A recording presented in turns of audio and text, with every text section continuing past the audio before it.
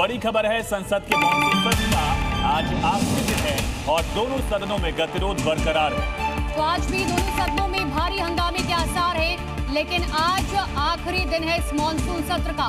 Speaker ने कार्यवाही चलाने की पहल की है।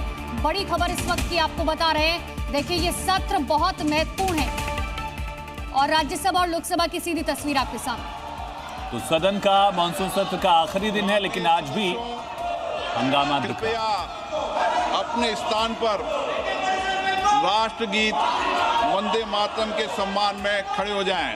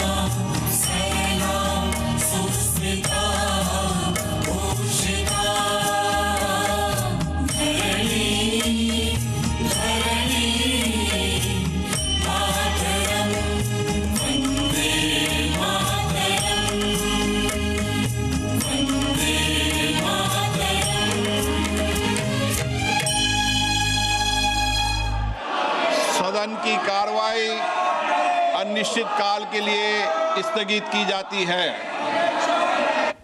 तो इस वक्त की बड़ी खबर यह है कि लोकसभा की कार्यवाही स्थगित हो गई। पूरा सत्र 19 सिटिंग्स थी, सभी सिटिंग्स में हंगामा हुआ और अब मॉनसून सत्र लोकसभा का इसी के साथ खत्म हो गया है। तो लोकसभा की कार्यवाही अनिश्चितकाल के लिए स्थगित कर दी गई है और ये तस्वीरें भी हमने आपको दिखाई। देखिए, सबसे पहले संसद परिसर के बाहर जमकर प्रदर्शन बीजेपी नेताओं की तरफ से किया गया। झारखंड के अंदर छात्रों पर जो लाठीचार्ज हुआ, उसको लेकर कांग्रेस को घेरने की कोशिश और तस्वीर आपने लोकसभा की देखी, जहां पर कार्यवाही स्थगित कर दी गई है अनिश्चितकाल के लिए। तो इसी बीच एक बड़ी खबर है, संसद परिसर के बाहर, संसद परिसर में दरअसल बीजेपी ने प्रदर्शन किया है। एक तरफ प्रधानमंत्री नरेंद्र मोदी, गृहमंत्री अमित शाह भी आज कार्यवाही में शामिल होने के लिए पहुंचे थे।